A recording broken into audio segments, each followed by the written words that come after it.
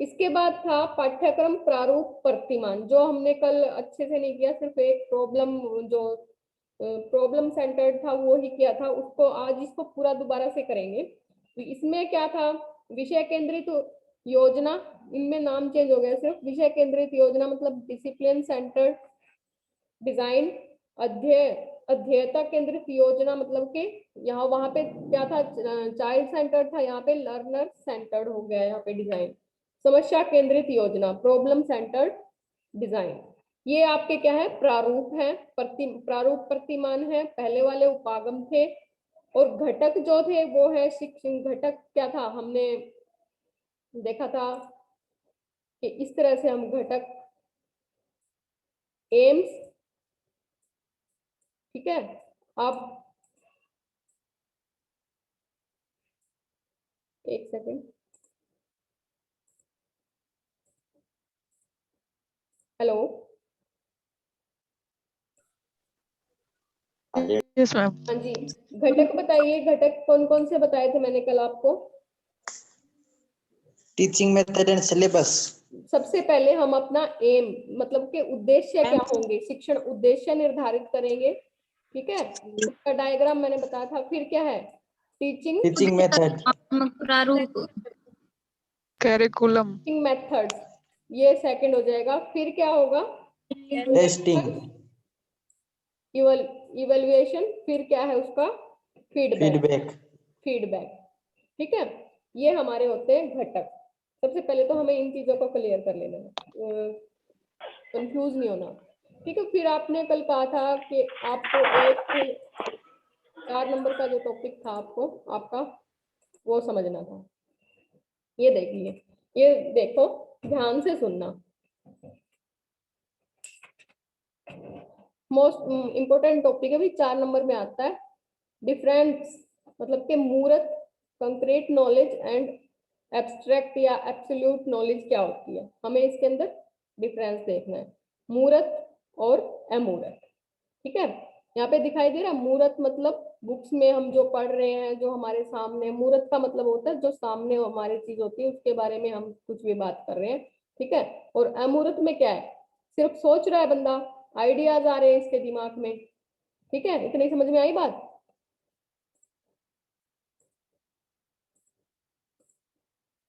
हाँ जी, hello, yes ma'am, आ रही है मैम। Yes ma'am. अमूर्त का मतलब समझ होता में है आया जो मैम। हम सुन के जो हम ज्ञान अर्जित करते हैं। मूर्त जो हमारे सामने होता है उसके बारे में जो हमें नॉलेज मिल रही है, बुक से जो नॉलेज मिल रही है, ठीक है। और अमूर्त जो जो हमारे आइडियाज हैं, जो हम सोच रहे हैं, ठीक है, जिस ज्ञान के बारे में हम सोच रहे हैं। जैसे मैंने आपको 4 लाइन ये बता दी, 2 लाइन में बता दिया, मूर्त के बारे में बता दिया, अमूर्त के बारे में, ठीक है। बुक से आपने जो पढ़ लिया उसके बारे में लिख दिया। अमूर्त में क्या है कि जो क्वेश्चन आपको आ नहीं रहा उसके बारे में मैंने थोड़ा सा आपको बता दिया, मान लो हेल्प के तौर पे थोड़ा सा बता दिया, और उस वो 4 नंबर का क्वेश्चन है, अभी 2 लाइन में मैंने बताया आपको, आप उसके ऊपर 20 लाइन अपने आप बना देते हो सोच सोच के, आइडियाज लगा के, ठीक है। तो वो क्या, कौन सी नॉलेज हुई आपकी? अमूर्त नॉलेज, ठीक है। अमूर्त मन। फिर देखिए, ये देखिए, मतलब कि कंक्रीट, ये देखिए दोनों में क्या है, हमारे अंतर क्या है।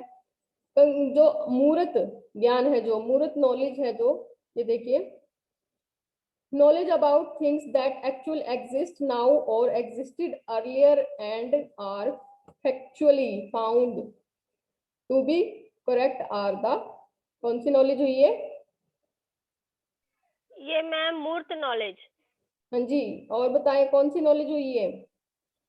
मूर्त नॉलेज, कंक्रीट नॉलेज। हाँ जी, इसमें क्या कहा गया है कि मूर्त नॉलेज कौन सी है, जिस वस्तु का आज अस्तित्व है, एग्जिस्ट मतलब आज पहले अस्तित्व था और आज भी है, और जिसके साक्ष्य मिले हैं, आज भी। ठीक है। बुक से हम पढ़ते हैं, डायनासोर के बारे में पढ़ते हैं, कभी देखा तो नहीं हमने, पर उसके बारे में पढ़ते हैं, उसकी हड्डियां मिली है, साक्ष्य मिले हैं, ठीक है। वही क्या है, मूर्त ज्ञान है, ठीक है। और फिर दूसरा क्या है, एब्सोल्यूट या एब्स्ट्रैक्ट नॉलेज, इसको बोलते हैं हम, तो ये कौन सी नॉलेज है? अमूर्त नॉलेज।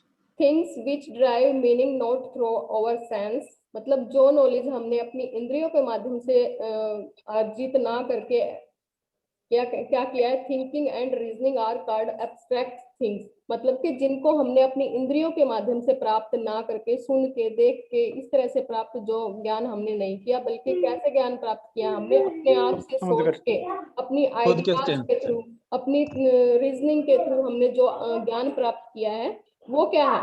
Abstract knowledge. ठीक है, अब इसमें थोड़ा सा और मैं आपको बताती हूँ ये दोनों क्या है। ये समझ में आया दोनों? देखो सबसे पहले ये देख लो, हिंदी के बच्चे ये देख लो, सबसे पहले आपको यही दिखाना था। मूर्त, यहाँ पे चिंतन लिखा हुआ है, नॉलेज है मान के चलो यहाँ पे।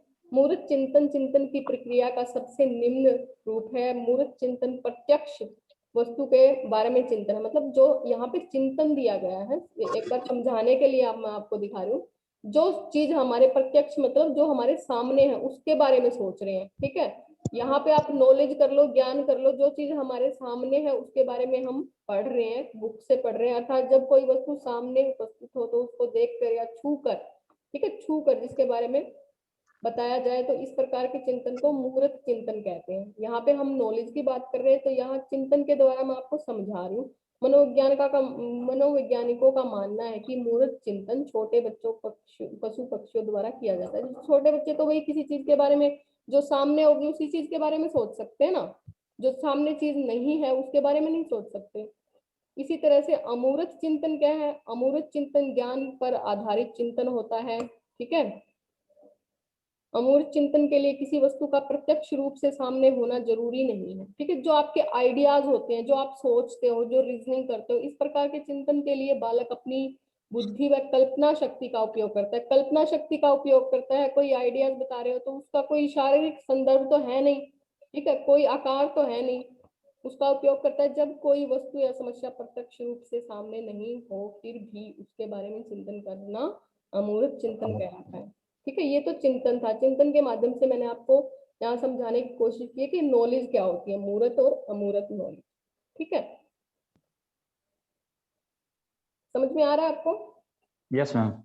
हाँ जी, यही Yes, है। ma'am. इसमें थोड़ा सा यही है डिफरेंस कि concrete terms to object or events that are available to the senses, मतलब कि जो कंक्रीट नॉलेज है हमारी, वो जो हमारे सामने ऑब्जेक्ट्स हैं, जो वस्तुएं हैं, उनके बारे में जो हम पढ़ रहे हैं, ठीक है। मैं मान लो साइंस की क्लास चल रही है हमारी, साइंस के टीचर ने बता दिया या फिर हमने बुक में पढ़ लिया, किसी चीज का रासायनिक सूत्र पढ़ लिया हमने, जैसे H2O पानी का या CO2, इस तरह से कार्बन डाइऑक्साइड का, हमने वहां पढ़ लिया, बात खत्म वहीं पे, ठीक है। ये जान लिया बस, तो इनका रासायनिक सूत्र ये होता है, बात खत्म वहीं पे। तो वो क्या होगी हमारी, हमें किसी ने बताया है और या फिर हमने बुक से पढ़ा है, तो वो कैसी नॉलेज होगी हमारी? Ma'am concrete. हाँ जी, कंक्रीट नॉलेज होगी, ठीक है। अगर हम इसके बारे में और भी ज्यादा चिंतन करने लग जाएं, ठीक है, CO2 के बारे में या पानी के बारे में और भी ज्यादा चिंतन करने लग जाए, तो वो कौन सी नॉलेज में बदल जाएगी? अमूर्त।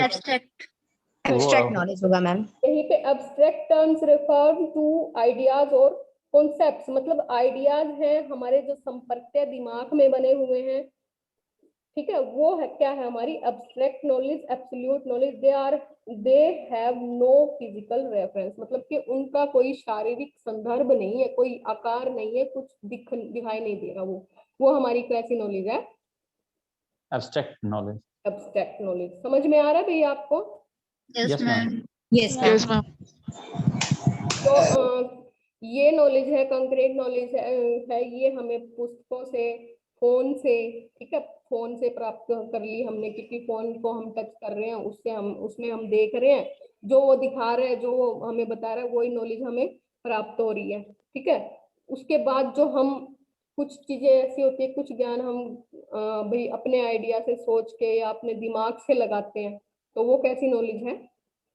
जैसे वैज्ञानिक लोग करते हैं कुछ भी चीजों के बारे में एक्सपेरिमेंट करने से पहले वो सोचते हैं कि ऐसा बनाया जाए, ऐसी चीज बनाई जाए, रोबोट बनाया जाए, तो वो उनकी कौन सी नॉलेज का अमूर्त है मैम, वो अमूर्त है।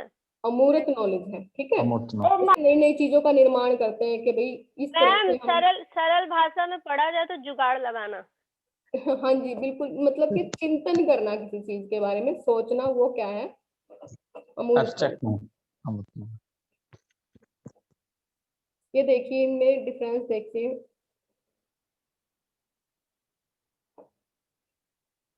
Concrete knowledge is the knowledge based on actual facts, जो हमारे एक्चुअल जो सामने चीजें होती है, फैक्ट्स होते हैं, तथ्य होते हैं, उनके आधारित है। Absolute knowledge refer to all conceptual knowledge acquired by an individual without any physical reference.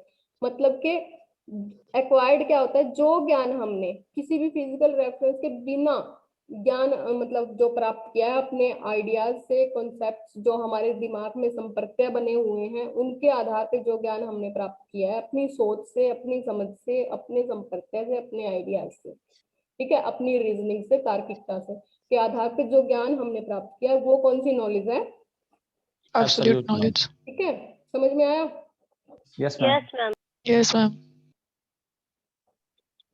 देखिए ये नो जो मूर्त ज्ञान है जो आपका, इंग्लिश वाले बच्चे यहाँ देख लो, जो मूर्त ज्ञान है आपका, वो आप किससे एक्वायर्ड कर सकते हो?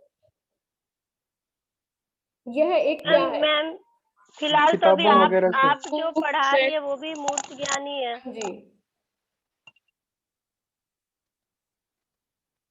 ये क्या है कि ये हम ऑब्जर्वेशन से ज्ञान प्राप्त कर सकते हैं। मूर्त ज्ञान जो है हमारा, वो ऑब्जर्वेशन से प्राप्त कर सकते हैं। मतलब ऑब्जर्वेशन क्या है? अवलोकन से, किसी चीज को देखना, परखना, ठीक है।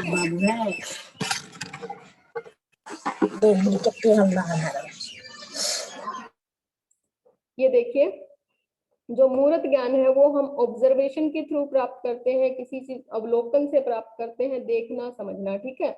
Does not require deep thinking, ये क्या है? गहरी मतलब सोच नहीं है, गहरा चिंतन नहीं है किसी के बारे में। किसी ने हमें बता दिया भाई ये बात ऐसे थी, ये जैसे साइंस का मैंने बताया आपको कि किसी बुक के बारे में बता दिया, वहीं पे हमने बोल दिया ठीक है, हमने मान लिया, ठीक है। और ये क्या है? ये हमारी डीप थिंकिंग है, इमेजिनेशन है, कल्पना है, ठीक है। एब्सोल्यूट नॉलेज जो है, फिर देखिए it is based on fact, ये तथ्यों पर आधारित है। It is based on ideas, ठीक है, ये हमारे विचारों पर आधारित है। जो हमें आइडियाज आते हैं, विचार हमारे दिमाग में आते हैं, ये क्या है? ये एक बाहरी नॉलेज है, ठीक है। ये बाहरी नॉलेज है। और ये क्या है? हमारे अंदर से जो हम सोचते हैं, समझते हैं, ज्ञान प्राप्त करते हैं, वो एक आंतरिक नॉलेज है, ठीक है। ये टेंजिबल क्या होता है? ये जो जिन चीजों को हम टच कर सकते हैं उनसे प्राप्त होती है, ठीक है। It is specific, particular, real and tangible, मतलब कि ये उन चीजों से प्राप्त होती है, बुक से प्राप्त हो गई, ठीक है। जो नॉलेज हमने बुक में पढ़ ली, फोन के अंदर जो हमने चीजें देख ली या समझ ली, उनको उनसे प्राप्त हो गई। और ये क्या है? ये हमें अपने आप से प्राप्त होती है।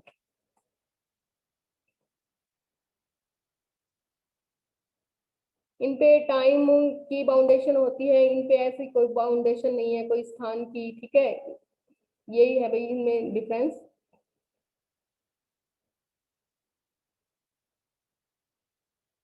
समझ में आया आपको? ये एग्जांपल देख लो, जो हमारे स्किल्स हैं, कौशल हैं, ये सब किसके उदाहरण हैं? मूर्त ज्ञान के। और जो है लव, ब्यूटी, थ्रो, मतलब लव, ट्रूथ, सत्य है, दिखाई नहीं दे रहा, प्यार है, दिखाई नहीं दे रहा, ठीक है। ये क्या है? Absolute knowledge.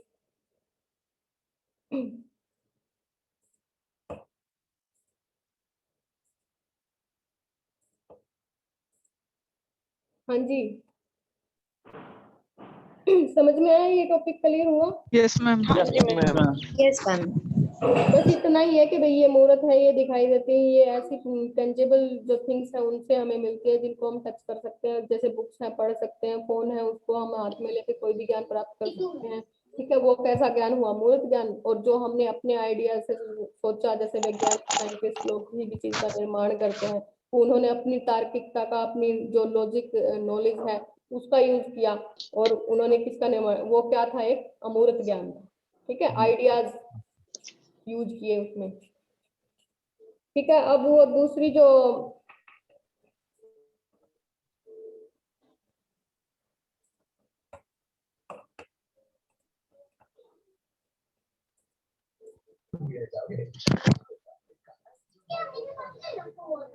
पाठ्यक्रम प्रारूप देखेंगे हम। पाठ्यक्रम प्रारूप मतलब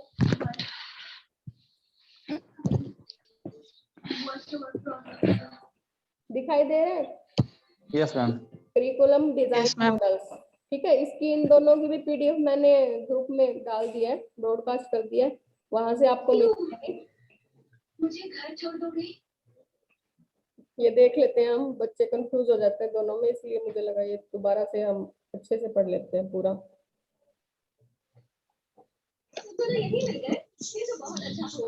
देखिए, मैम फर्स्ट ईयर के क्लास कब होगा? 11 बजे होती है फर्स्ट ईयर की क्लास। तो आज तो मैम ये नहीं फर्स्ट हुई ईयर है। क्लास का नहीं है क्या? ये सेकेंड ईयर की क्लास है। आपको ये लिंक कैसे मिला है? ये देखिए, पाठ्यक्रम डिजाइन, परिभाषा, उद्देश्य, प्रकार।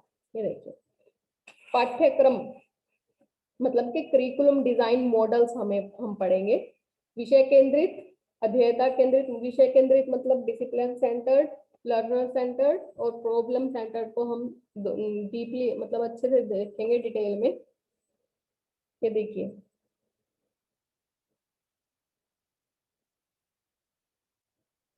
शिक्षक प्रत्येक पाठ्यक्रम को एक विशिष्ट शैक्षणिक उद्देश्य को ध्यान में रखते हुए डिजाइन करते हैं। अंतिम लक्ष्य छात्र सीखने में सुधार करना है। मतलब कि जो हम अपना पाठ्यक्रम का डिजाइन तैयार करते हैं, प्रारूप तैयार करते हैं, उसका जो अंतिम लक्ष्य है क्या है हमारा, भाई बच्चे के सीखने में डेवलपमेंट हो, उसका विकास हो, अच्छे से वो सीख पाए।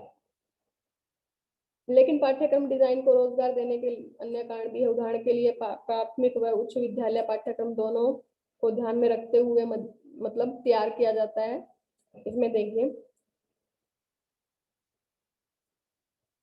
पाठ्यक्रम को प्राथमिक विद्यालय से पूर्व ज्ञान या उच्च विद्यालय में भविष्य के शिक्षण के बिना डिजाइन किया गया है, या तो यह छात्र के लिए वास्तविक समस्या पैदा कर सकता है। मतलब हमें छात्र के अकॉर्डिंग ही अपने पाठ्यक्रम को तैयार करना है। अगर ऐसा नहीं हुआ है तो वो क्या है, प्रॉब्लम बन जाएगी। इसमें ये चीज छोड़ो, उसमें हम देखते हैं वही जो डिसिप्लिन सेंटर्ड डिजाइन है, लर्नर सेंटर्ड डिजाइन है, प्रॉब्लम सेंटर्ड है, उनमें आपको क्या देखना है। देखो, ये देखिए, पाठ्यक्रम डिजाइन के प्रकार। ये प्रकार: विषय केंद्रित डिजाइन, ठीक है, प्रारूप, शिक्षार्थी केंद्रित, लर्नर सेंटर्ड, ठीक है, समस्या केंद्रित, प्रॉब्लम सेंटर्ड।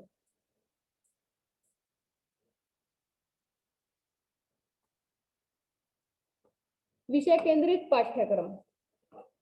विषय केंद्रित पाठ्यक्रम डिजाइन इन विशेष विषय वस्तु या अनुशासन के आसपास घूमता है। अनुशासन के आसपास घूमता है का मतलब है कि विषय केंद्रित पाठ्यक्रम में हमें वो ही मिलेगा जो पहले से डिसाइड किए हुए हैं। ठीक है, इसमें हम कुछ भी अलग से जोड़ नहीं सकते। ठीक है, ऐसी नॉलेज हम नहीं दे सकते जो बच्चों के बाहरी जीवन से जुड़ी हुई हो। उनको वही पढ़ना है जो हमें हमारे पाठ्यक्रम में शामिल है। उदाहरण के लिए एक विषय केंद्रित पाठ्यक्रम गणित या जीव विज्ञान पर केंद्रित हो सकता है, पर इसका पाठ्यक्रम डिजाइन व्यक्ति के बजाय विषय पर ध्यान केंद्रित करता है। मतलब हमारे जो बच्चे की आजकल का जो पाठ्यक्रम है, जो करिकुलम है, वो कैसा है, चाइल्ड सेंटर्ड है, लर्नर सेंटर्ड है। भी बच्चे की आवश्यकताओं को, बच्चे की इंटरेस्ट को ध्यान में रखा जाता है। इसमें ऐसा नहीं होता, वो सब्जेक्ट पे आधारित है। जो सब्जेक्ट में टॉपिक दिए गए हैं, जिन चीजों को इंक्लूड किया गया है, वो ही हमें पढ़ने हैं। शिक्षक को भी ये ध्यान है भाई हमें ये ही पढ़ाना है,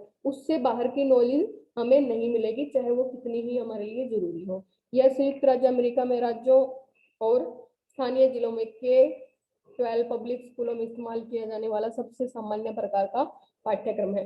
K-12 मतलब K-12 का क्या मतलब है यहाँ पे, किंडरगार्टन टू एक सेकंड में आपको म्यूट करती हूँ। Hello, yes ma'am. Yes, ma'am. जो किंडरगार्टन है केजी क्लासेस से और 12th तक की क्लासेस जो ग्रेड है 12th ग्रेड तक की क्लासेस के लिए ये पाठ्यक्रम इस्तेमाल किया जाता है। ठीक है, इस तरह का इसमें हमें बाहरी जो नॉलेज होती है हमारी उस तरह का कोई ज्ञान प्राप्त नहीं होगा। जो इसमें फिक्स है वो ही नॉलेज हम इसमें टॉपिक मिलेंगे और वो ही टीचर पढ़ाएंगे और वो ही हमें सीखना। ठीक है, समझ में आया? Yes, ma'am. इसमें बच्चे की बजाय विषय पर अधिक जोर दिया जाता है, ध्यान केंद्रित किया जाता है। आजकल ग्रेड बोलते हैं भाई, 12th ग्रेड के का मतलब है किंडरगार्टन, केजी क्लास से शुरू होके और ये 12th तक। ठीक है,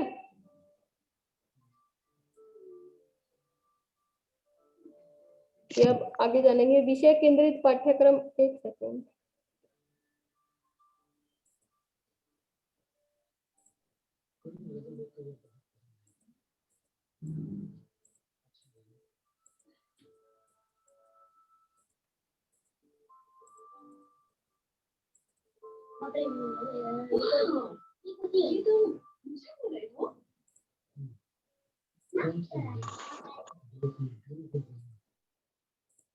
विषय केंद्रित पाठ्यक्रम डिजाइन बताता है कि अध्ययन करने की आवश्यकता है और इसका अध्ययन कैसे किया जाना चाहिए। कोर पाठ्यक्रम एक विषय केंद्रित डिजाइन का उदाहरण है जिसे स्कूलों, राज्यों और पूरे देश में मानकीकृत किया जा सकता है। मानकीकृत कोर पाठ्यक्रम में शिक्षकों को उन चीजों की एक पूर्व निर्धारित सूचना प्रदान करता है। मतलब कोर पाठ्यक्रम क्या है, जिसमें हमें सिर्फ अपने सब्जेक्ट से रिलेटेड नॉलेज मिलती है।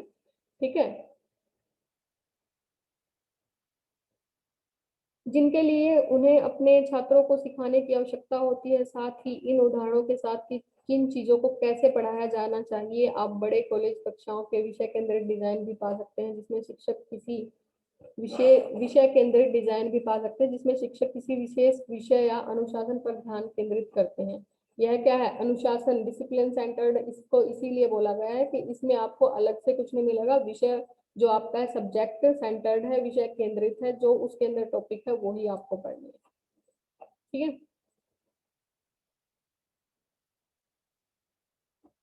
ये देखिए इसका यही दोष है कि विषय केंद्रित पाठ्यक्रम डिजाइन का प्राथमिक दोष यह है कि यह छात्र केंद्रित नहीं होता। छात्रों की रुचि, उसकी आवश्यकताओं को इसमें बिल्कुल भी ध्यान नहीं रखा जाता। विशेष रूप से पाठ्यक्रम डिजाइन के इस रूप का निर्माण छात्रों की विशिष्ट सीखने की शैली को ध्यान में रखे बिना किया जाता है। विशिष्ट क्या है, जो उनको स्पेसिफिक जो सीखना है, ठीक है, उनको ध्यान में नहीं रखा जाता। जो उनकी खुद की नीड है, जो इंटरेस्ट है, रुचियां हैं विशिष्ट, जो उनके व्यक्तित्व से रिलेटेड है, उनको ध्यान में नहीं रखा जाता। ठीक है, यह छात्र व्यवस्था और प्रेरणा के कारण समस्याएं पैदा कर सकता है। छात्रों की को कक्षा में पिछाड़ सकता है। मतलब जो सिर्फ बच्चे को ये बोल दो कि ये आपके सिलेबस में और ये आपको पढ़ना ही पढ़ना है, इसी को तैयार करना है, तो क्या है, बच्चे के इंटरेस्ट के अकॉर्डिंग नहीं है तो उसमें बच्चा इंटरेस्ट नहीं लेगा तो क्या है, पिछड़ जाएगा क्लास में। ये इसकी क्या है, कमी है। फिर देखिए इस पाठ्यक्रम को सबसे बड़ी अच्छा माना जाता है जो आजकल के स्कूलों में चल रहा है, लर्नर केंद्रित पाठ्यक्रम डिजाइन। ठीक है, इसको इस तरह से डिजाइन किया गया है, इस तरह के पाठ्यक्रम को। देखिए इसके विपरीत शिक्षार्थी केंद्रित पाठ्यक्रम डिजाइन प्रत्येक व्यक्ति की जरूरतों, रुचियों और लक्ष्यों को ध्यान में रखा जाता है। ठीक है, दूसरे शब्दों में यह स्वीकार करता है कि छात्र एक समान नहीं है। बिल्कुल सही बात है भाई, सबका आईक्यू लेवल है, जो सीखने का तरीका है बिल्कुल एक समान नहीं है। कोई धीरे स्लो लर्नर है, कोई जल्दी सीख जाता है, कोई ज्यादा टाइम में सीखता है। तो क्या है, उसके अकॉर्डिंग वहां पे क्या है, टीचिंग मेथड्स भी इसमें इंक्लूड किए गए हैं और उन छात्रों की जरूरतों को समायोजित करते हैं। मतलब जो छात्र जल्दी से नहीं सीख पाते, इसमें इस बात का ध्यान रखा गया है कि सभी छात्र समान नहीं होते, अलग अलग तरह के होते हैं बच्चे। कोई धीरे सीखता है, कोई तेजी से सीखता है, तो सब इन चीजों को ध्यान में रखते हुए बनाया गया है। शिक्षार्थी केंद्रित पाठ्यक्रम डिजाइन शिक्षार्थियों को सशक्त बनाने, उन्हें विकल्पों के माध्यम से अपनी शिक्षा को आकार देने की अनुमति देने के लिए मतलब कि इसमें क्या है, बच्चा सशक्त बनता है, बिल्कुल उसका जो ज्ञान है वो स्थायी होता है।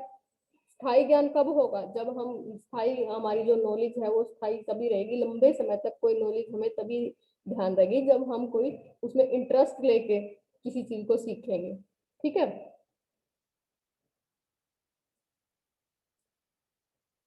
शिक्षार्थी केंद्रित पाठ्यक्रम में अनुदेशनात्मक योजनाएं विभेदित होती हैं, जिससे छात्रों को असाइनमेंट, सीखने के अनुभव या गतिविधियों को चुनने का अवसर मिलता है। बिल्कुल, जो जिन एक्टिविटीज में उनका इंटरेस्ट है, गतिविधियां मतलब, वो उनको चुनाव करने का अवसर मिलता है। ये जो जिस क्षेत्र में आगे जाना चाहता है, मतलब उसको चुनाव करने का, जैसे कंपटीशन होते हैं या ये एक्टिविटी जिसमें शामिल की जाती है, बच्चे के इंटरेस्ट के अकॉर्डिंग वो अपने किसी भी एक्टिविटी में शामिल हो सकता है। यह छात्रों को प्रेरित कर सकता है और उन्हें उस सामग्री में लगे रहने में मदद कर सकता है। बिल्कुल, जिस चीज में इंटरेस्ट होगा बच्चा अपने आप लगा रहेगा उसमें। देखिए, इसीलिए मैंने ये पीडीएफ थोड़ी बिल्कुल आसान, बिल्कुल इजी बनी हुई है।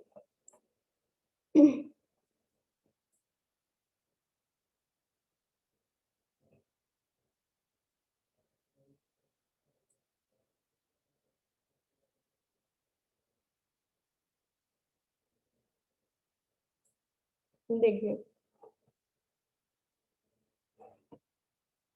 पाठ्यक्रम डिजाइन के इस रूप में दोष यह है कि यह श्रम गहन है। श्रम गहन मतलब ज्यादा टाइम लगता है इसमें। विभेदित अनुदेशन विकसित करने में शिक्षक पर निर्देश बनाने और या फिर उन सामग्री को खोजने का दबाव पड़ता है। मतलब शिक्षक को हर बच्चा अलग अलग तरह से सीखेगा तो उसे अलग अलग टेक्निक्स का यूज करना पड़ेगा।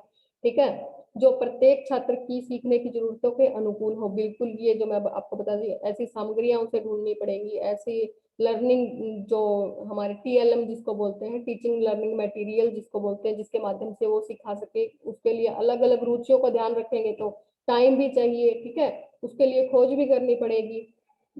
फिर क्या होगा, शिक्षकों के पास इस तरह की योजना बनाने के लिए समय या अनुभव या कौशल की कमी नहीं हो सकती। मतलब कि कमी नहीं हो सकती का क्या मतलब है, यहाँ पे उन्हें ज्यादा परिश्रम करनी पड़ेगी। ठीक है, फिर देखिए, लर्नर केंद्रित पाठ्यक्रम डिजाइन के लिए यह भी आवश्यक है कि शिक्षक छात्र की जरूरतों, आवश्यक परिणामों के साथ छात्र संतुलन व रुचि चाहते हैं, जो प्राप्त करने के लिए एक आसान संतुलन नहीं है। जिसको अगर हम चाइल्ड सेंटर बनाना चाहते हैं तो उसके लिए हमें टाइम भी चाहिए, परिश्रम भी चाहिए, मेहनत भी करनी पड़ेगी, उनके इंटरेस्ट को ध्यान में रखना है तो। ठीक है, बच्चों को भी इसके लिए मोटिवेट भी करना पड़ेगा आगे तक पहुंचाने के लिए। फिर देखिए,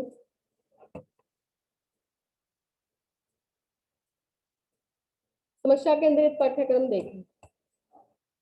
ये देख लो एक बार, यहाँ पे समस्या केंद्रित पाठ्यक्रम ये होता है भाई, जिस तरह से टीचर, ध्यान से सुनना, जिस तरह से टीचर एक बच्चे की सारी समस्याओं को ध्यान में रखता है। ठीक है, बच्चा सीख क्यों नहीं पा रहा, उसके आसपास के वातावरण में कोई दिक्कत आ रही है या कोई कमी आ रही है, ठीक है, उस वजह से नहीं सीख पा रहा, फिर वो भी तो एक प्रॉब्लम है ना टीचर के सामने। टीचर ने उस प्रॉब्लम को फेस किया, फिर उसका सॉल्यूशन निकाला। ठीक है, इसी तरह अब हमें यहाँ पे क्या सिखाना है, इसी तरह हमें बच्चे को सिखाना है कि भाई आपके सामने अगर कोई प्रॉब्लम आती है तो आप उसे कैसे फेस करोगे, आप उसका सॉल्यूशन कैसे निकालोगे। ठीक है, इस तरह के गट्स हमें बच्चे के अंदर लेके आने हैं। ठीक है, उस पेशेंस, मतलब यहाँ पे काम करेंगे। बच्चा ये नहीं है कि अपने पेशेंस खो दे, के किसी चीज के बारे में सोच ही ना सके, समस्या के बारे में चिंतन ही ना कर सके। तो यही गट्स हमें बच्चे के अंदर पैदा करने हैं और ऐसे ही हमारे पाठ्यक्रम में विषयों को शामिल करना है। जैसे रियल सिचुएशन के अकॉर्डिंग हमें ऐसे मुद्दे इसमें इंक्लूड करने हैं, सामाजिक मुद्दे, ठीक है, पर्यावरण से रिलेटेड, ताकि बच्चे अपने आगामी जीवन के लिए तैयार हो सके। ठीक है, जिस तरह से टीचर के लिए एक समस्या है कि बच्चा सीख क्यों नहीं रहा, उसने देखा, उसका निवारण किया, वहीं से अब क्या है, बच्चा भी इसी तरह से सीखेगा। देखिए, सीखने केंद्रित पाठ्यक्रम का डिजाइन इस तरह, समस्या केंद्रित पाठ्यक्रम डिजाइन भी छात्र केंद्रित डिजाइन का एक रूप है। मतलब कि इसमें भी बच्चे का ध्यान रखा जाता है। समस्या केंद्रित पाठ्यक्रम छात्रों को एक समस्या को देखने और समस्या के समाधान के साथ आने के बारे में सीखने पर केंद्रित है। ठीक है, जैसे ही उसके सामने कोई प्रॉब्लम आती है तो उसके लिए उसे कैसी प्रतिक्रिया करनी है, उसको उसका सामना कैसे करना है, उसका सॉल्यूशन कैसे निकालना है। इस प्रकार छात्रों को वास्तविक जीवन के मुद्दों से अवगत करवाया जाता है। ठीक है, इस तरह के पाठ्यक्रम में ऐसे टॉपिक जोड़े जाते हैं, इस तरह से डिजाइन किया जाता है ये पाठ्यक्रम कि बच्चे अपने आगामी जीवन के लिए तैयार हो सके। अगर उनके रियल लाइफ में ऐसी कोई सिचुएशन आ जाए, कोई प्रॉब्लम आ जाए, तो वह उनसे कैसे उनका सामना करे, कैसे उनका सॉल्यूशन निकाले। ठीक है, जो उन्हें वास्तविक दुनिया में हस्तांतरणीय कौशल विकसित करने में मदद करता है, मतलब ऐसे स्किल्स उनमें डेवलप किए जाते हैं। समस्या केंद्रित पाठ्यक्रम डिजाइन पाठ्यक्रम की प्रासंगिकता को बढ़ाता है और छात्रों को रचनात्मक और नया करने की अनुमति देता है। मतलब कि रचनात्मक क्या होगा यहाँ पे, क्रिएटिविटी बढ़ेगी उनकी। किसी समस्या को, कोई प्रॉब्लम उसके सामने आई, रियल लाइफ में आई, ठीक है, वो उसके बारे में एक से ज्यादा सॉल्यूशन सोचेगा, किस तरह से इसका निवारण किया जा रहा है। ठीक है, रचनात्मकता को बढ़ावा मिला है। फिर क्योंकि वे सीख रहे हैं, पाठ्यक्रम डिजाइन के इस रूप में दोष यह है कि यह हमेशा सीखने की शैलियों को ध्यान में नहीं रखता। ठीक है, ये समझ में आया आपको कि यहाँ कहने का मतलब ये भी छोटी सी बात मैं समझा दूं कि यहाँ पे जो समस्या केंद्रित पाठ्यक्रम जो हमारा होता है, वो बच्चों को आगे ऐसे मुद्दों को इसमें शामिल किया जाता है, उसके आस पड़ोस के सामाजिक मुद्दों को, मतलब आस पड़ोस के नहीं, सामाजिक मुद्दों को, जैसे पर्यावरण से रिलेटेड है या हमारे सोशल जो इशू कोई मुद्दे हैं, उनको इंक्लूड किया जाता है कि भी आगे जब लाइफ में, बच्चे की लाइफ में ऐसी कोई सिचुएशन आ जाए, ऐसी कोई प्रॉब्लम आ जाए, तो उस समस्या का सामना बच्चे को कैसे करना है, कैसे उसको हैंडल करना है, कैसे उसके सॉल्यूशन निकालना है।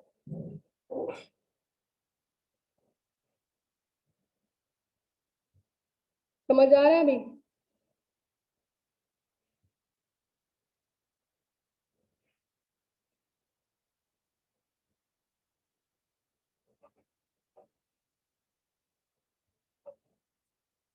ये देखिए,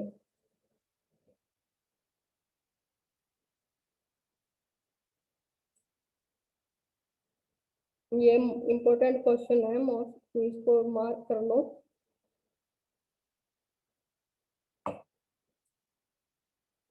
फोर्थ यूनिट में से आता है ये क्वेश्चन।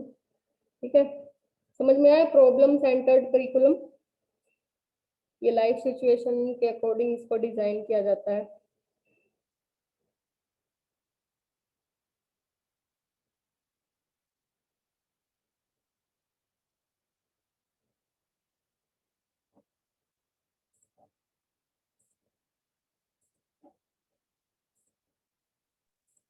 हेलो, हाँ जी मैम, समझ यस मैम, Yes, समझ आया। आया समझ में? Yes ma'am. प्रॉब्लम सेंटर्ड समझ में आया? पीडीएफ से समझ में सही आ जाता है ये चीज। आप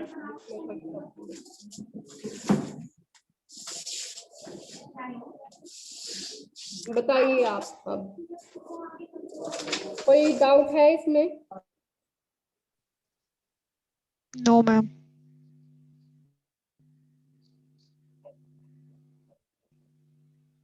ओके।